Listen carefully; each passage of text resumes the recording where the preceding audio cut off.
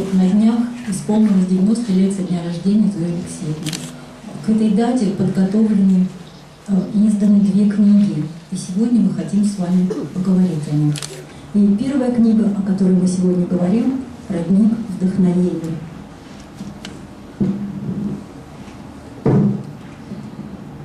Если кто-то еще ее не видел, то да, это книга, которая по зову души собрана, и составителем ее выступила Ольга Владимировна Парфенова. Человек замечательный, яркий, талантливый и безвременно, неожиданно от нас ушедший.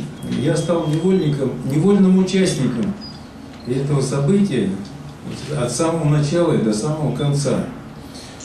Поскольку в семье каждый день обсуждались вопросы, обязательно касались или Зои Алексеевны, или книги.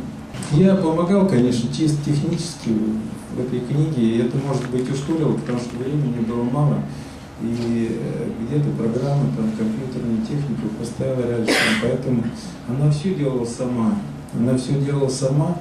И Зоя Алексеевна, мы про нее много говорили. Это великий человек, великая женщина, многогранная очень, о которой в одной книжке нельзя уместить такого человека, ни в какой книге, я думаю. И как Ольга Владимировна говорила, это 9 в одном, это только то, чем она непосредственно занималась. То есть такой человек многогранный был. И сегодня, я думаю, большое событие. Это событие всегда большое, когда выходит такое произведение, духовное, книга, литературная. Я думаю, еще сейчас специалисты скажут об уровне этой книги и какая работа проведена была за такой короткий срок. Поэтому спасибо всем за поддержку от лица Ольги Владимировны. Я думаю, если бы она была здесь, она бы сказала больше, сказала бы лучше, сказала бы ярче, потому что это тоже был незаурядный человек. Какая была Зоя Алексеевна? Кто она? Она мудрый наставник, умный научный руководитель, талантливый педагог и, конечно, задушевный собеседник. А еще участливый друг. А еще, конечно же, она муза настоящих поэтов. Великолепный автор множества книг. И все это в этой книге четко прослеживается. И, конечно, сегодня здесь уже говорили, создала эту книгу, то есть составила, написала, выискала преданный друг Зои Алексеевны, человек с большой буквы, талантливый прозаик Ольга Владимировна Парфенова. Ей вообще книга создавалась с нуля. Тут все, воспоминания, статьи, эпизоды, посвящения и прочие материалы всех жанров представлены именно только для этой книги. То есть перед составителем стояла труднейшая задача работать с живым материалом, с живыми людьми. А география большая, и Москва, и Удмуртия, и найти этих людей, а люди разного характера, то медлительные, то неисполнительные, хотя есть порывы. И она воодушевляла из себя, воодушевила, и воодушевляла нас, авторов.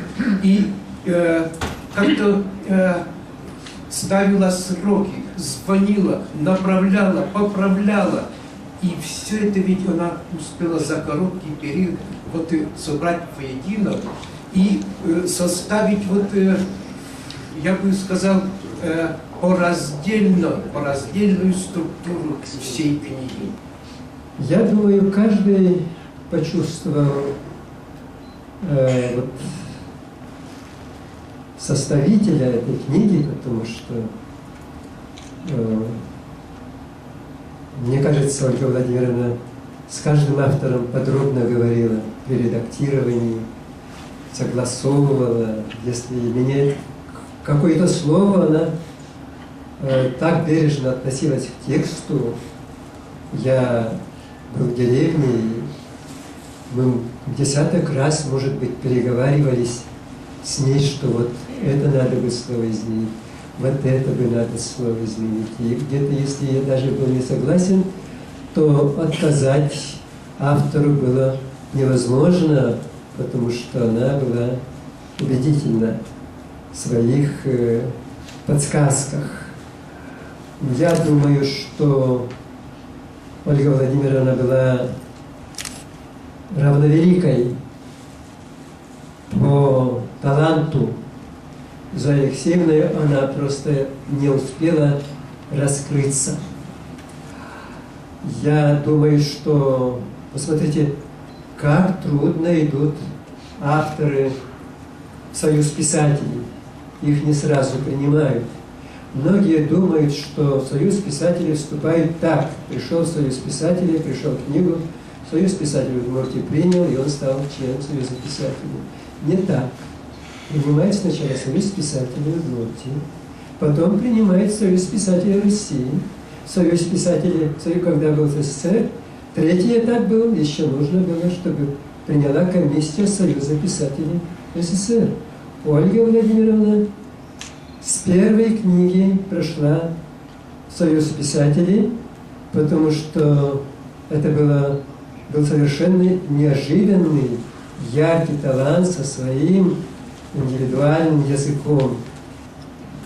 Появилась книга, даже 2 книги, а это уже праздник. И вот мы сегодня пытаемся понять, что это, как это вообще. Ну что тут можно сказать? Замечательно, когда мы помним. Замечательно, когда мы участвуем в создании таких книг. И низкий поклон, конечно, Ольге Владимировне и ее семье, что они взяли на себя труд, вот с нуля, как вы сказали, написать книгу о Зое Алексеевне. Мы привыкли, что Зоя Алексеевна всегда пишет. Впервые мы писали, возвращали какие-то долги. Конечно, у нас это не получилось в полной мере, но мы писали о Зое Алексеевне. И, конечно, главный автор сегодняшней нашей встречи, я думаю, что я буду прав, если скажу, что это Зоя Алексеевна. Сколько бы мы ни говорили об этой женщине, все будет мало. Это эпоха, это явление. Она могла бы состояться в любой литературе. Судьбе было так угодно, что она была с нами, в удмуртской литературе. И мы должны быть бесконечно благодарны за это. Дорогие друзья, очень приятно, что мы сегодня нашли возможность встретиться. Мы все друг друга знаем долгие годы. Мы знаем, на что, кто что может и его возможности. И очень прекрасно, что у нас нашлось возможность сегодня еще раз вот не только сказать о книгах, но еще раз вспомнить о этих 2 выдающихся женщинах, которых, к сожалению, сегодня нет среди нас. Я должен сказать, что вот эта маленькая книга, которую мы называли «Струится теплый свет души», я думаю, что тоже ее название в какой-то степени передает вот душу, и не только тех времен, и даже на сегодняшний день оно греет наши сердца и греет наше сознание, что мы были знакомы с Зоей Алексеевной Богомоловой. Задумывалась вот эта небольшая работа. Мы договаривались с Ольгой Владимировной, что она работает над заглавной книгой. Значит, над большой, как вы и говорили, что это главный труд. Ольга Владимировна собирает, печатает, делает, а я после этого в свет, значит, тоже к юбилею, 90-летию, издаю маленькое вот такое произведение, маленькое воспоминание, то, что не войдет в ее основное издание. И подбирали фотографии, и советовались, и она действительно говорила, что чтобы не было повтора с той книгой, которая, будем говорить, главная книга, вот сегодня лежит она здесь, «Родник вдохновения». Я не ставил перед собой задачу, и раньше не ставил, и, наверное, в будущем не ставлю роман или художественное произведение. Это мне не под силу, в этом я не способен это делать. А вспомнить, и все, что здесь написано, оно выверено и практически как является историческим фактом. Все, что я видел, все, что я слышал, все, что было на моих глазах, и что подтверждалось моими дневниковыми записями и моими воспоминаниями, я постарался изложить для будущей, для истории. И мне первое имя, от кого я услышал имя Зои Алексеевны, это было имя от Лямина Михаила Андреевича. Я считаю, считаю вспомнить это великое имя сегодня, потому что, во всяком случае, к удмуртской литературе, к удмуртской культуре, к удмуртскому народу я в какой-то степени проходил знакомство именно через вот этого замечательного писателя, этого замечательного талантливого человека. Я здесь высказываю некоторые свои суждения через призму с тех общений долгие годы, с которыми я общался с ней.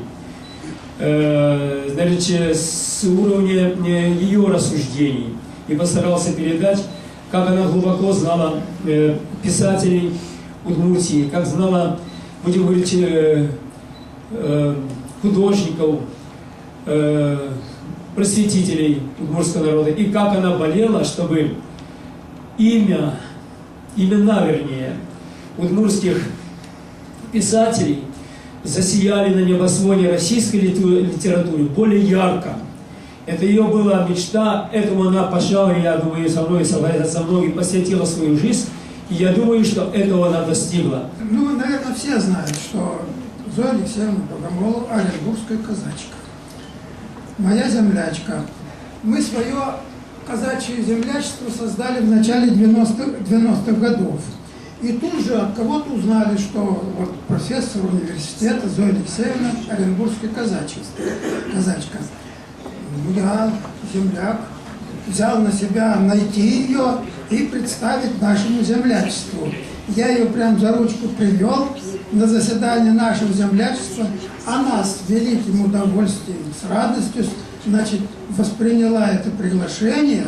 И знаете, почему?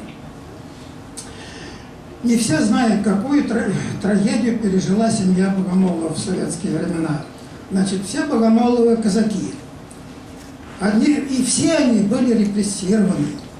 Многих расстреляли. Другие все сгинули в сталинских лагерях смерти. И ведь эту скорбь Зоя Алексеевна в своей душе пронесла через всю свою жизнь. Ну, поскольку мы ее пригласили, вот она почему и с удовольствием приняла это приглашение и стала самой активной участницей в работе нашего землячества.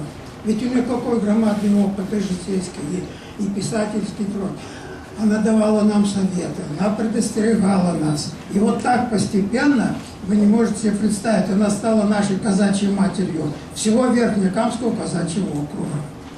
Радость очень большая, как при рождении нового ребенка, при рождении новых книг, это всегда очень большая радость. Это праздник, и радостно, что большая семья удмуртской литературы пополнилась двумя замечательными такими книгами. И в этой связи хочется сказать огромное спасибо всем, кто принимал участие в подготовке, в написании, в создании, в рождении этого, на самом деле, красивых этих детей, этих книг. И на самом деле книги получились очень добрые, очень глубокие и красивые. Наверное, они другими и не могли быть в связи с тем, что они о Зое Алексеевне Богомоловой. Именно такие, какой, в общем-то, мы ее все и помним. У ней особая краса, особенная стать. И просто так на двух словах ее не описать. Тут нужен очень цепкий взгляд, незаурядный дар ей власть над разумом дана, она на троне царь. В ее чертах любви печать, души премудрой след, века как будто прожила, а не десятки лет, как будто времени рука явила образец, не пощадив ни сил своих, ни острый свой резец. Она коснулась и лица, и сердца, и ума. Нам остается только лишь, как есть все, принимать. Я создаю, как скульптор стих, беру я глину строк, но мой талант и груб, и сер, когда пред мною Бог, я лишь в отчаянии стою, не в силах я воять. У ней особая краса, особенная стать.